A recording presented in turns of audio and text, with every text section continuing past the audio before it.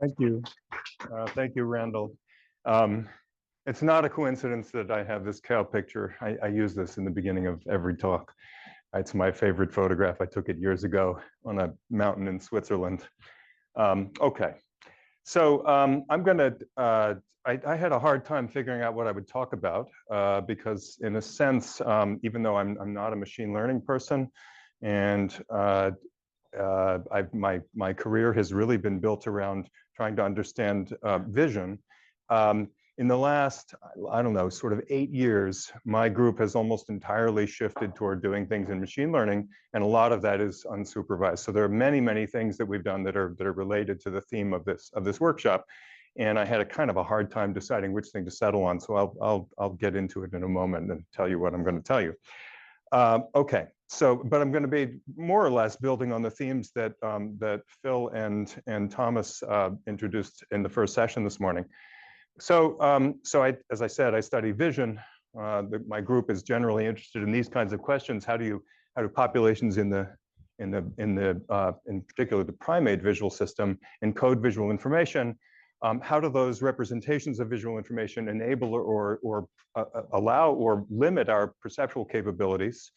And how do we use those ideas to build or improve engineered systems? Because machine learning, as all of you know, has a lot of themes that came from neuroscience, from really from the last, I don't know, 70 years or so. And so, so there's a constant commonality, and from my perspective, a sort of sloshing back and forth of ideas between these fields. And you already heard a lot of that this morning, and I'm going to give you some more of it. Okay, so for me, a lot of the ideas that we build on really come from this guy. This is Horace Barlow, who passed away just a few years ago, almost at the age of 100. He was in his 99th year when he passed, and there was this fantastic symposium in Cambridge. Because he passed away during COVID, it took a couple of years to get around to having this symposium. It was in December of, I think, 22. And there was a fantastic symposium, and it reminded me, sort of prepping to present something in that symposium and thinking about Horace's career and the things that he did. I went back and I reread a lot of the papers that I had looked at when I was a graduate student. And it was really just stunning to me how prescient he was. So many of the things that we take for granted and think about in vision, and when I say vision, I mean the broad construct of vision. This is both computer vision, machine learning for vision, and also, of course, biological and perceptual vision. We're in his early work, all the way back in the 50s and 60s, some of it. So some of the ideas that he really was, I think maybe he wasn't the first to say some of these things, but he said them with a lot of clarity and insight. He pointed out that it was critical that neurons in the visual system are selective for environmental features, and that those arise in a cascade of nonlinear transformations. He pointed out that the neural responses, and in particular their noise properties, were absolutely critical to understand and think about perceptual capabilities, and what perceptual capabilities we have, what things can we discriminate, going back to Phil's talk, what things can we not discriminate, what things can we identify as the same, what things look different, under what conditions do they look different. All of that arises from the underlying population structure of these neurons and their noise properties. Critical to include the noise properties when you think about things like distances. And the selectivities of those neurons are learned. Horace actually said that they were learned unsupervised. This was a theme in his early work in the 70s. Even in the 60s, he was alluding to it. And by the time he gets to the 80s, he was describing it as unsupervised learning. Mind you, he didn't work on unsupervised learning. He just laid out principles that he thought were important for understanding how the visual system and why the visual system had the form that it has. Okay. And he later on, he emphasized in those early works, especially in 1961, the idea of redundancy reduction. He was kind of borrowing a lot from things that came from information theory, and in particular from sort of channel coding and capacity concepts that all that go all the way back to Shannon in the 40s. And he was really building on those ideas and saying those are really important for understanding something like a biological nervous system. And he initially emphasized reduction of redundancy, and then later on he realized when he was thinking about things like unsupervised learning, that it was really about exploiting those redundancies, not reducing them, but exploiting them in order to understand the structures of the world, noticing when things are similar, when things are different, when things come together or group together. All of these ideas are expressed in quite beautiful form in his papers. Okay, so if you haven't seen any of his papers, I recommend you take a look. There are usually, most of them now are available online if you poke around in Google. Okay. So my group, in thinking about these kinds of problems, I said about 8 years ago, we started doing things that you might call machine learning. I don't think the things we did before that were really machine learning. We've thought about a lot of different paradigms for unsupervised learning over the years, and in thinking about what I would talk about today, I kind of thought through this list, like which things should I emphasize or focus on? We started thinking about coding efficiency years ago. Yona Bala in my group built a compression engine that was basically a deep net, not a very deep net, it was a shallow net. There's only 3 stages of decomposition. It was very biologically motivated. It had local gain control and a couple of other things in it that were much more like biological neurons than what you typically see in deep nets. And basically, Yona figured out an amazing way to train this thing end to end to do compression. And when you work through the math to write out the rate distortion problem, and grind through that and put in a few approximations for things like mutual information or entropy, you end up with basically a beta VAE. So this is a beta VAE. We didn't start out thinking that's what we were building. We were aiming to optimize rate distortion. But that really, for my lab, changed everything, because the performance of that network was absolutely stunning. I didn't think it would work. I thought this will probably be some sort of mediocre thing, but we'll probably learn something from it. And in fact, it was stunning. It was basically state of the art for compression at the time. And it really opened the door for, certainly for my group, in thinking about what it is that you could learn from simple unsupervised objectives by just throwing lots of data at them. We've done more recently, we've done this work on temporal prediction that has to do with straightness and geodesics, how the trajectories that visual representations follow over time, and the goal of the visual system is trying to make those more predictable, trying to straighten them. And we've done some work on invariance and equivariance, which is probably a little bit closer to the sort of core of the SSL or the contrastive versions of SSL that are in the literature. That's really centered around this idea of maximum manifold capacity representations. That's work with Suyan Chung. And most recently, we've been looking at temporal prediction, going back to that problem of temporal prediction. It's a very old problem. I think Thomas mentioned in his talk. And there's some very beautiful recent work just emerging now that I think our work is beautiful, but also Dan Yammans just gave an interesting talk at NeurIPS in one of the workshops about it's essentially about temporal prediction. And Jan's been doing, of course, and he will, I'm sure, tell us about a lot of the work that's been going on in his group and related work on doing predictions. And the bottom here is something that came as a surprise to me. I've had a long history of working on problems in image processing. Denoising is probably the most boring of those problems. It couldn't be more boring. Add noise to something and then remove it. But it turns out that training something to do denoising is more powerful than expected. And in a sense, it allows you to learn the density of the underlying data. And that's what I'm just going to focus on that for the rest of the talk. This goes under the name of diffusion models. When we sort of landed on this a bunch of years ago, we didn't call them that, and we thought of it a little bit differently. So I'm going to tell you sort of our version of this. But as you probably all know, this has exploded in the last few years. I think something like a quarter to maybe a third of the presentations at NeurIPS last December were about diffusion or various forms of diffusion. So it's really been an incredible, it's really a revolution. It's a revolution because we used to think you can't learn high-dimensional, complicated, interesting, high-dimensional probability densities from data. You just can't do it. Cursive dimensionality, you can't do it. And actually, it seems that you can, and those are getting more and more sophisticated. So I'm going to say a little bit about that. And I'll talk a little bit about the temporal prediction work also. Okay. So what does it mean to learn probabilities from data? Well, the idea is presumably you get to observe lots of examples in your lifetime. You open your eyes, move around, look at things, and you get to see lots of typical examples in the world, and you're supposed to not just memorize photographic memory style, everything that has come into your eyes, but you have to somehow build some representation that is good at compressing, at representing, at storing, at understanding the nature and structure of that thing, that collection of typical things that you've seen. And so, so a probability distribution is the obvious thing to think of, and humans obviously are really good at this. It doesn't, by the time you're probably a year and a half, you are very good at understanding what an image is supposed to look like and what an image should not look like. And things like this, just to make the point, the obvious one, if I show you these 4 images and you look at this with your eyes, everybody in the room knows which one of these looks like a correct image and which ones look like they have some sort of problem, some sort of distortion. And the question is, how do you know? It's just light coming off this screen, going into your eyes, getting captured by your photoreceptors, getting processed by your brain. And your brain says, yeah, this one's good, one not so good, something's wrong with it. You can even say maybe what's wrong with it.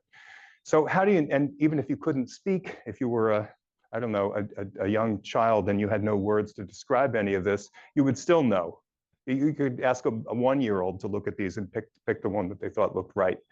So how is it that your brain knows what an image is supposed to be? And this is a little bit different, just to contrast it with maybe what Phil was focusing on. Phil was focusing on distances and comparisons between images. And that'll come up in this talk, and we've done a lot of work on that. But I'm going to focus for now on scalar measures, that is descriptions. I just want to hand in an image and get a number.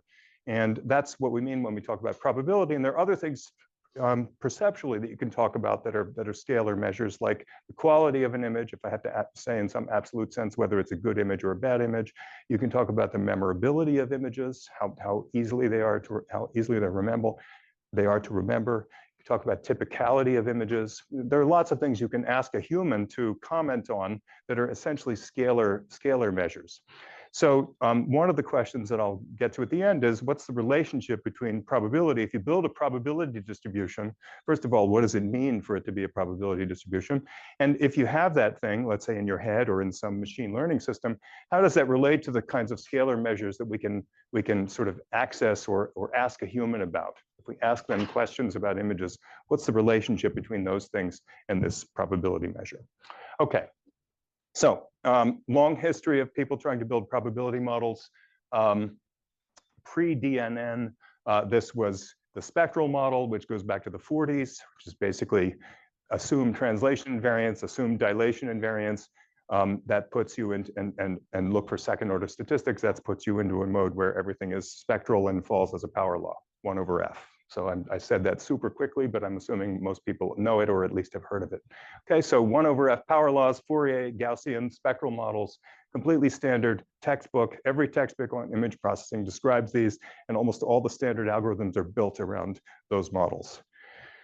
In the 90s, there's a revolution. People realize that things are not Gaussian. And if you measure them using localized filters, you find out that they have distributions that are very, very non-Gaussian. So Gaussians, if you do something linear, everything you do linear to a Gaussian, you get a Gaussian. But when you do this to images, you don't get Gaussians, you get heavy-tailed, sparse distributions. So a revolution gets built around this, the idea of models that are unions of subspaces, the idea that images are actually confined to very small slivers of the space is the essential concept. And that leads to a very substantial performance increases in compression, in denoising, in restoration, in basically all of image processing. In the 2000s, that sort of continues. People start looking at joint interactions between these things. They try to build local sparse models, equivariant models. There's a whole set of things that show up in the literature. I'm not going through any of this. I'm just telling you that that's the history. And in a sense, it all gets wiped away around 2015, because all of a sudden we have deep neural networks and they're starting to do these amazing things with object recognition. And then they also start to do amazing things back in the space of learning densities. So we have GANs, we have VAEs, and we have diffusion models. And we also have, I guess, transport models, which are maybe something in between these bottom two. And really, those are just implicit probability models that are trained on sort of explicit mappings. So the mappings are recognition mappings or compression mappings or denoising mappings, mappings from images to images. And in the process of learning those mappings, which is very easy, those are usually like the basic setup is a regression problem. You put some additional constraints in, and somehow inside of that thing, you're really effectively learning a density. Okay, so denoising is the most direct of these, and the one that gives you the most direct access to the density, and that's what I'm going to talk about. And also, just to go back to Barlow, he kind of knew this in a strange way. This is a quote from his paper in 1989. Redundancy is the part of the sensory experience that distinguishes it from noise.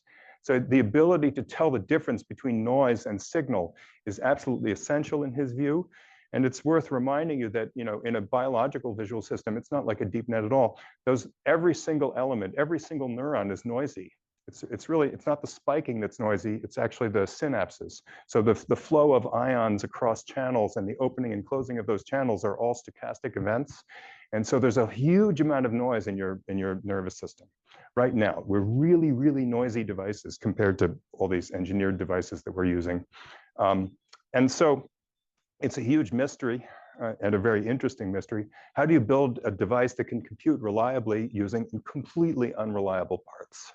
So Horace was very aware of that, and he's made this point that maybe this is a critical thing in driving the formation of the system, that it has to be able to tell the difference between the signal and the noise. It has to hold on to the signals and kind of push the noise to the side. And maybe in doing that, it learns how to represent signals really well. Okay, so that, to me, that's the theme, and that's really what underlies the diffusion models. Okay, so what's the idea? You have a trained denoiser, knows how to take noisy images, produce estimates, optimal estimates, let's say. And the question is, how do you get to the prior?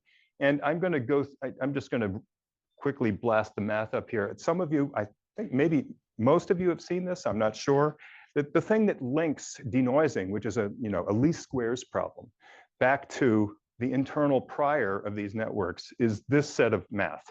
And then this math is from the 1960s or 50s. It's from a part of the literature called the empirical Bayes estimation literature. And it was basically dormant. There was a few people that worked on this. When they did these things, Stein was probably the biggest proponent. Sure, the Stein's unbiased risk estimate was something that emerged.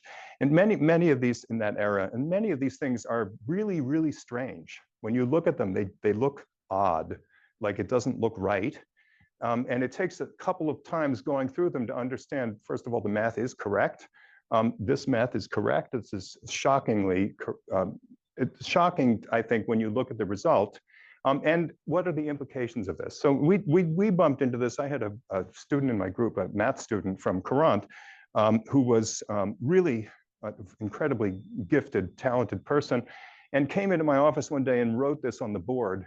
And I didn't believe him. This was, I don't know, 2006 or something. And I said, this can't be right. It doesn't make any sense. So basically, this is the proof. It's that easy. But the main point, I'm not going to drag you through the proof. Let me just tell you what the result is, because it's very beautiful. So here, you observe Y, which is a noisy version of X. Z is additive Gaussian noise, okay, with variance standard deviation sigma. Your estimator is a mean squared error estimator. So this is the dumbest, simplest version of denoising you can possibly imagine. You're adding Gaussian noise, white Gaussian noise, and you're doing mean squared error estimation. So it's really boring. And you write this down. Of course, the mean squared error estimate is just the expected value of X given Y, right? It's the mean of the posterior. That's the thing that minimizes the squared error. So if you train a network to do this, this is what it's supposed to be computing internally. And you can see there's the prior embedded inside of this equation. And this is a gigantic integral over the entire space of images. So completely ridiculous looking and doesn't tell us anything about how we would go about getting that prior other than just plugging in some simple thing like a Gaussian distribution. If you write down P of Y in this form, it's called the prior predictive density, and you go through a few steps of algebra, switching integrals around, and doing a few other simple things, you arrive at this equation, which is equivalent to the first one. So here, this is an integral. Here, there's no integral. And the basic form is that denoising, and this is not an approximation, it's an exact statement. The denoiser is actually just the following. Take the noisy observation and add to it a multiple of the gradient of the log of the noisy density. So the shocking thing here is that we just turned a huge integral into a gradient, and the gradient is much more amenable to thinking about what's going on. And you can think, you might look at this and think, oh, gradient descent. I have a gradient, I can go up. And this is probability. Ooh, I can go up the probability. I can go up the slope of probability. And the only thing that's a little messy is this is not the probability that I wanted. It's not P of X, it's P of Y, which is like a blurred version of P of X. Because remember, we added Gaussian noise in the probability space that's just blurring the density. So I have a blurry version of the probability density that I want, and I'm going to start with some blurry version, and I'm going to walk up the hill. And the trick is, the way we saw it, this is just coarse to fine gradient ascent. I start with a blurry version of the thing, and I take some steps. And what I'm doing is I take those steps is that I'm getting closer to the underlying density, and the blurring is getting less and less. So that's essentially the, in hand-waving terms with a little bit of math, that's how diffusion models work. They're all basically using these principles and these ideas. Again, this is not an approximation, what's written here. This is exact. It is suggestive of gradient descent, but it's worth remembering that the actual mean squared error estimator is not doing any descent. It's one step, boom, that's it. No descent here. It's diffusion models that do little tiny steps, sub steps of this, and take little tiny steps in this direction, walking up the gradient until they get to a good sample from the density. Okay, so my student Martin, who worked on this and showed this to me on the board, and I didn't believe him, this was his PhD thesis, and he was able to generalize it to many other forms of measurement, noise measurements, not just Gaussian noise. You can do all kinds of other kinds of Poisson noise, mixture models, et cetera, et cetera. And that's all in his thesis. Okay, so the picture looks something like this. This is a two-dimensional version. So imagine you have a prior that lives on that green manifold, and the denoiser looks like this. So what you're looking at is the green is the actual density P of X. The fuzzy gray thing is the blurred version of that P of X. That's what happens when you add noise. That's the density of the noisy thing. And the gradients of the logs are these, if I start at any noisy observation, that's these red points, and I add the gradient step is just that red line. So this is telling you exactly what the denoiser does. It takes these jumps from these starting points and always going uphill on that fuzzy gray thing. If you have less noise, then you start closer to the manifold in this case, and you take steps that get you closer to the green. And here's even less noise. Okay, so there's 3 different levels of noise. And of course, if you put those together, you can animate this. And what happens is you take incremental steps, partial steps of denoising, and you work your way toward that manifold. And you can show that this thing, you're always going uphill, so you're going to converge to something that's a local optimum, and those are really good samples. Okay, so the picture that you get are, you can follow these trajectories, these curved trajectories in the space in order to get to the underlying density. Okay, so those are just illustrations of something that's now become ubiquitous with diffusion models. So, and as you probably all know, you can generate amazing looking things. If you train one of these on faces, for example, you can get samples like the one on the right. And train it on animals, you can get samples like the one on the left. Okay, so yeah.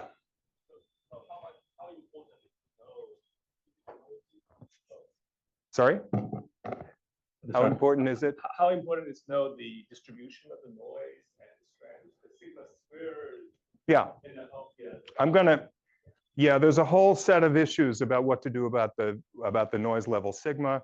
And most of the literature is built up around methodologies for trying to come up with good schedules and good procedures for sampling. In our work, we did something, in a sense, bypassing all of that. We don't have any schedule. There's no schedule. We just take steps that are some fraction of the denoiser step, and then we estimate what the remaining sigma is. And we do this all with denoisers that are universal, so they operate at all noise levels. So we don't have to specify a noise level, and we don't have to specify a schedule. But most of the literature, there's a large literature now built up around building schedules and controlling sigma, and I'm not going to talk about that at all. Okay. So gives you state-of-the-art image generation. It also gives you state-of-the-art linear inverse problems. So that's where you actually get to use the prior. Instead of just drawing samples from it, I want to take that internal prior and I want to combine it with some sort of measurements that I've made, and I want to do Bayesian inference or estimation. I want to solve for the inverse, the original image that's consistent with the measurements and that is a high probability choice. So you can solve many inverse problems that are classic in image processing, deblurring, super resolution, in-painting, compressive sensing, et cetera, et cetera. You can solve all of those better with these new techniques than you could with any of the classic, let's say, sparse wavelet style density models. Okay, so the rest of, so how do we analyze this? Well, first of all, we might want to know, is it just memorizing examples? And so my student, Zara Katkorei, and a postdoc, Florentin Guth, worked together with Stefan Malat and I to try to understand a little bit better what's going on with memorization. And we presented this last year at iClear. So the question is, which of these pictures describes what's going on here? When you throw a bunch of images at this thing and you train it to denoise, is it just remembering them? Is it remembering groups of them? Or is it actually forming some sort of continuous approximate density? And it was kind of hard to tell, and there were reports in the literature of memorization. So there were lots of examples of diffusion models and other generative models reproducing things from the training set. So this is an image from the training set, and in this paper they showed that sometimes if you chose the right starting point, you ended up with samples that just matched exactly the image from the training set. So this implies that there might be a lot of memorization going on, and that's a little disappointing from the perspective of learning at density, a probability model, and certainly disappointing if you want to use it for things like inference, right? If I want to estimate a good image given some measurements, I don't want it to just hand me back one of the training examples. I want it to make a new image that's high probability, that's closest to the measurements. So we wanted to know, do the diffusion models generalize? Can we get them to generalize? Under what conditions would they generalize? And if so, how are they doing that? So the rest of the story is that if you do this sort of standard, cross-validation sort of test, you can check for statistical convergence of these methods. So these are just plots of input PSNR, that's the input noise level, and output PSNR. And of course, it's PSNR, so larger is better. Like larger here is smaller noise, and larger here is smaller mean squared error. And what you can see is that as you increase the training set size from n equals 1 up to n equals 10,000, you start down here with pretty poor performance, and the curve jumps up to the top up here. There's two things that are kind of interesting. Sorry, I said it backwards. You start up here, very high on the training set, so it's basically memorizing. And it works its way down. The performance gets worse. Notice also that the slope changes. So this thing has a slope that's close to 1. And down here, the slope is more like 1/2. So there's some really interesting things to talk about there, but I'm not going to have time to bring them up.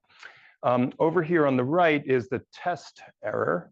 So this is a test set, held out test set. And you see the opposite, of course. When you train on only one training example, your error is terrible on the test set. This is basically handing back the trained image. And as you, of course, add more data into the training set, you eventually get to a curve that's matched to this one. So the lightest curves here are basically identical on the left and right. The training and the test errors match. Okay, so that's statistical generalization, and that's good. What we wanted to know is, have you actually learned a continuous density? Can we show that? And the way we did that is we basically trained two models. So we take two independent models of the same architecture, and we train them on two subsets of the data. And so this is a model trained on subset A, and this is what you get when you draw samples from this model when it's trained on 1, 10, 100, all the way up to 100,000 images. And if you then go back and look in the training set, what is the closest image to what we just produced in this sample? The answers are up here, and you can see that for the first, certainly up to 100, they're exact matches to the training set, right? So these are samples from the training set. It's memorized. And above that, it starts to look a little messy. This is not quite matched. This is quite distorted. And this one is a completely different face. So by the time you get to 100,000, completely different. Now train another network, same architecture, completely different subset of the data, and run synthesis again, starting from the same seeds that were used in this row. And so what you see here is when you train on one image, you're basically going to get that one image.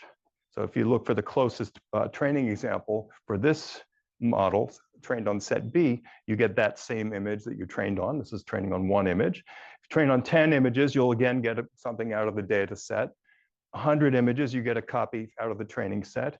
But when you get up to, certainly when you get up to 100,000, something amazing happens. So this is the closest image in this training set. This is the closest image in this training set. This image doesn't look like either of those, but these two are identical. Okay, so the two networks trained independently on completely different sets of data have now learned the same function, is the message, right? Within, some epsilon that we're using as our metric for same. Okay, so the point is they can generalize, but you need a lot of data. Still, that's nothing when you think about the curse of dimensionality. So 100,000 images, these are, I think, 80 by 80. 100,000 80 by 80 images is enough to learn a density on that space of 80 times 80 dimensions, which is shocking when you think of the curse of dimensionality. Okay, and to learn a continuous density. So obviously what this means is that as the network capacity, this is obviously going to depend on the network capacity. The more capacity the network has, the more it can memorize, and so you're going to have to shove more data into it to get it to learn. And from our simple tests, here's only 4 data points, we see that there's a pretty nice relationship. It's basically linear between the network capacity just measured by the number of parameters and the training set size that you need in order to get the generalization. Okay, so that's the basic outcome of this study. So we wanted to, more important than this, so these things are generalizing, that's cool. The question is, how do they do that? Obviously they have to do that through some combination of architectural constraints, inductive biases, training biases, et cetera, et cetera. So what is it that's inside the network that is representing this density and is allowing it to have these nice properties? Okay, so we decided to sort of pull it apart and look for those. So these examples are from this really simple architecture. It's just a 20-layer DNN. It works for UNets, it works for other architectures, but this is just the simple version that we started with.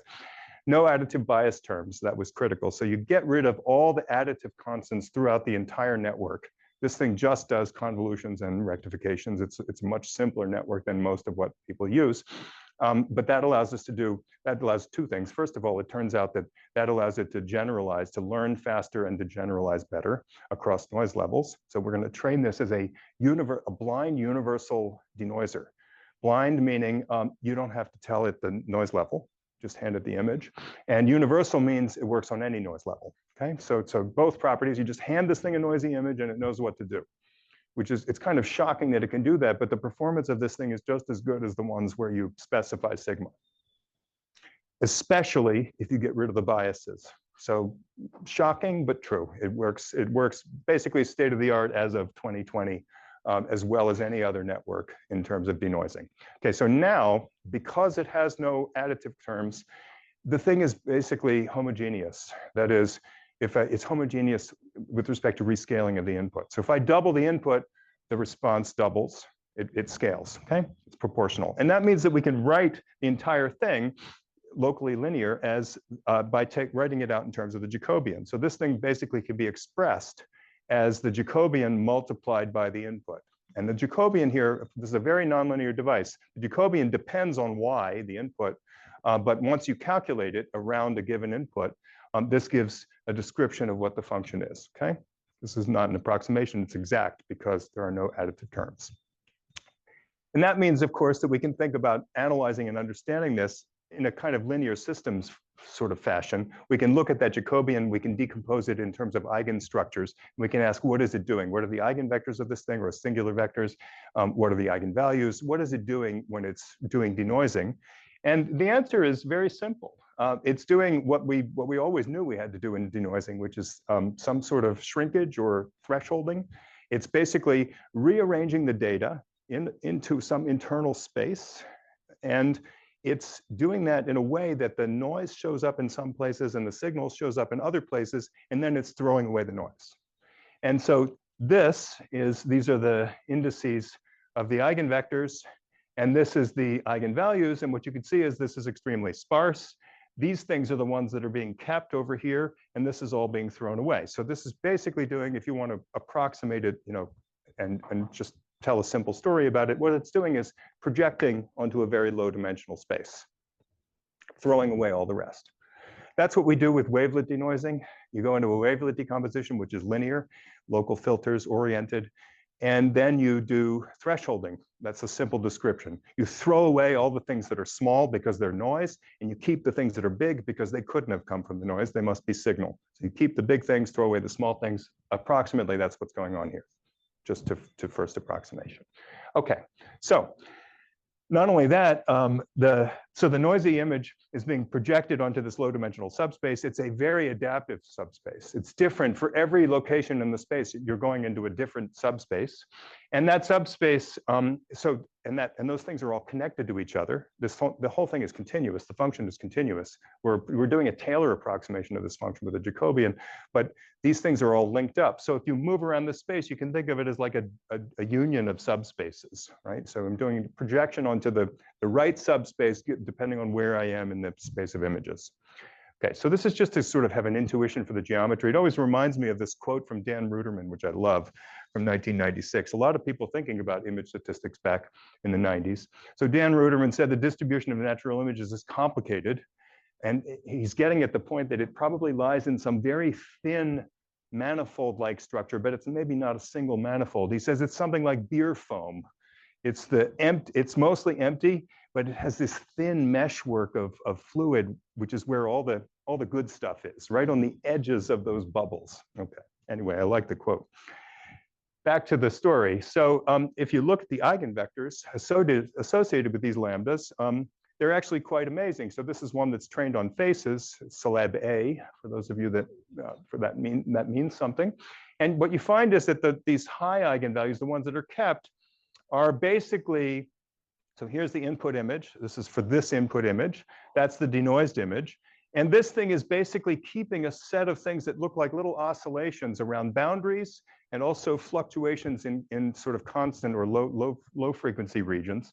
And if you think about it, when you add these things, if you add this to the space, right? If you move in the direction of this particular basis function, a lot of these things have little oscillations that would basically move the contour. So these are representing basically deformations in the space of this image, small deformations, and also intensity changes. And they're a little bit mixed together. So you see things that are sort of combinations of intensity changes and deformations. But all of these top eigenvalues, the ones that are being kept, are basically saying, I know there's a face here, and I know roughly which face, and I'm not quite sure where this boundary of the cheek should go and exactly where the nose should be and how high the eyebrows should be. And that's what all of these things are doing. They're basically saying, I'm going to project onto the location that I can get from the noisy observation, but I want to create this particular feature and put it at a good location. Okay, so that's roughly what's going on. We can verify that this thing behaves correctly in a case where we know that this is the right thing to do. These geometric adaptive bases are the right thing to do for this class of images known as C alpha. So these things are basically a set of images that are regular. They have regular contours and regular backgrounds. And it turns out that there's some nice theory that Stefan has been involved in understanding exactly what the optimal denoising performance should look like for this class of images. And we can verify that this model that's trained on a pile of images like these actually does the right thing.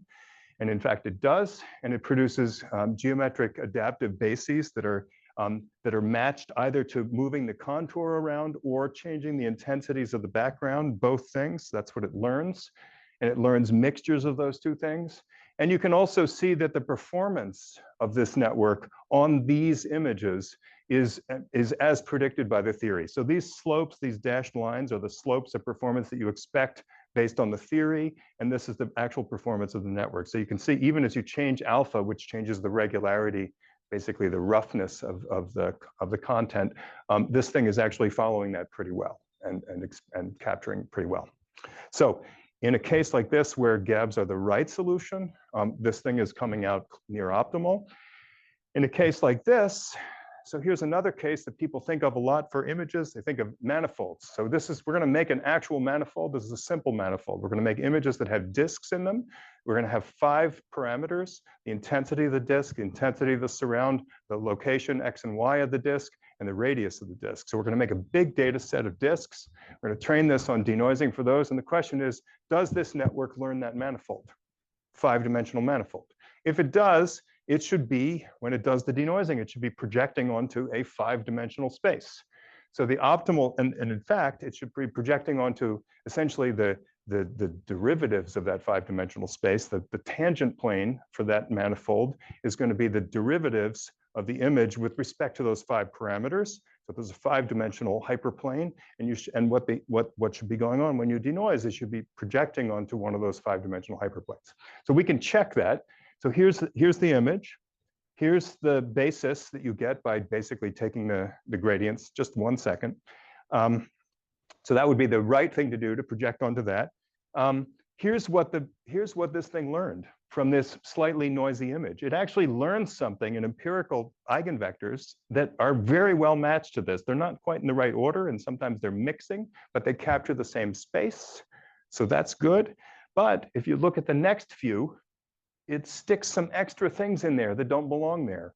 It can't help it. And so it's not optimal in this case. It's not learning the correct 5-dimensional manifold. It's learning that plus some extra stuff that it wants to allow flexibility on. Even though it's never seen anything that has variable intensity backgrounds, it wants to allow that. So these are inductive biases of the network. The network wants to allow those deformations, those variations, and it builds them in, even if we are giving it data set that doesn't have any such deformations. Question? Yeah, so there's, if you just consider the vertical and horizontal translation, that can be parameterized in lots of different ways, right? Yep. Not necessarily just vertical and horizontal. Of course. But it seems to have learned the vertical and the horizontal. Yeah, that's a good question. So that should be rotation invariant, as you said. The translation is basically going to get spanned by the gradient vector, which normally we would write horizontal and vertical, but these two are just as good. It's a good question why it ended up learning something that looked vertical and horizontal. And I think the only thing I can say is there is a little bit of symmetry breaking that comes from the fact that these are images sampled on rectangular lattices. They also have square shapes in terms of the pixel array. So presumably there's, and also all the everything that's done inside this network, we're using filters that are coming in square boxes. So there's some breaking of the circular symmetry that is somewhere in there is responsible for this having a slight favoritism for vertical and horizontal, is my answer. Yeah. Have you tried to check how these bases change for nearby images? How they change, sorry? How the basis changes for nearby images, the curvature. How the basis changes for, I missed the next word. For nearby images. Nearby images. So if you move that disk over just a little bit, the basis will change as expected. All of these basis elements will essentially move over. If you try it for different noise samples, you will get slight variations in these, but they will usually, the top ones will span basically the same space. I don't know if this is the answer you were looking for. Maybe we can take it offline to talk a little bit more detail. Okay, so let me just show one last thing and then I'll finish. So we tried to take this forward to learning densities for prediction. So this is work by a grad student, now postdoc, Pierre-Etienne Fiquet.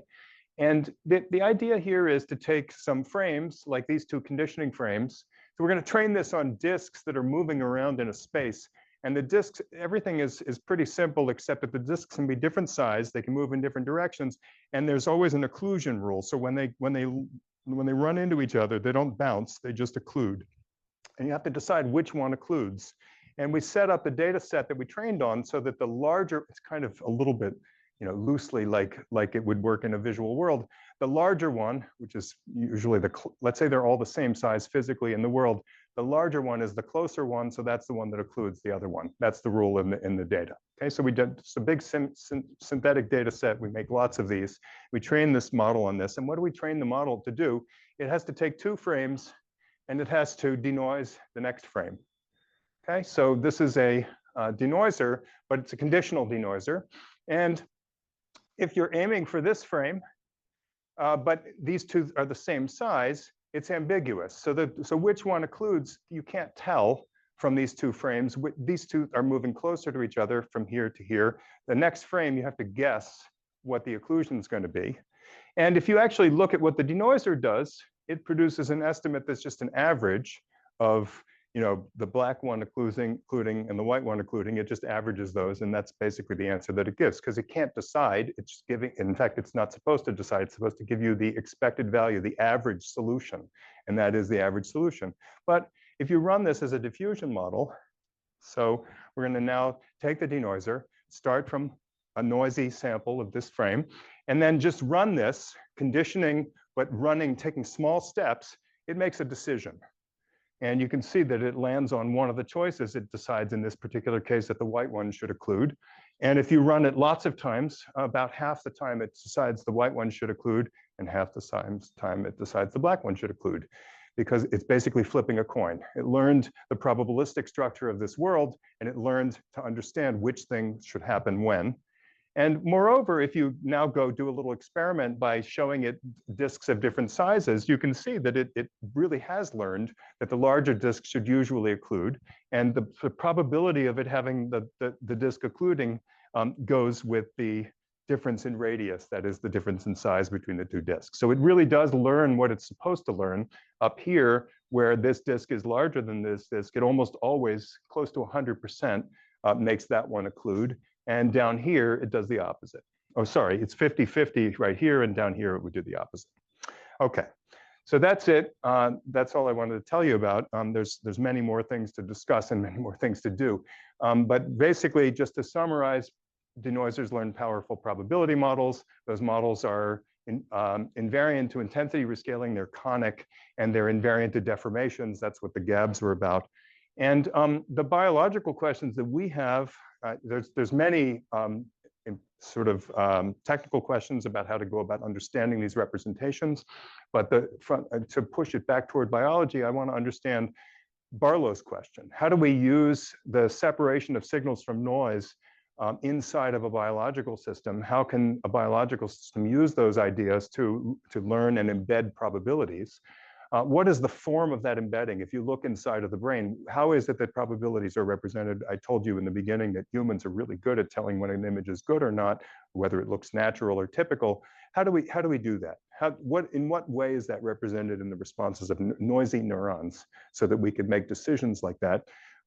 What is the relationship? The last question, what behavioral measures can we use on a human that would reveal those underlying probability structures? So since probability is a scalar function, what scalar function should I ask of a human? Should I ask about typicality? Should I ask about whether something looks natural? Should I ask should I test whether something is easy to remember or difficult to remember or difficult to compare to other things? These are the kinds of questions that we're thinking about, and I look forward to chatting with you guys over the break. There's a final quote from Barlow, who I'll just say at the end. You know, Barlow basically seems to think that if you learn how to reduce redundancy and learn about the regularities in the environment, you can understand many things in vision. And at the end, he says, and possibly the nature of intelligence itself. So that's the sort of dream that by learning the structure of the world, you eventually can arrive at intelligence. I just want to thank all the people that did all the work I just described, and the people that paid for it. Thanks.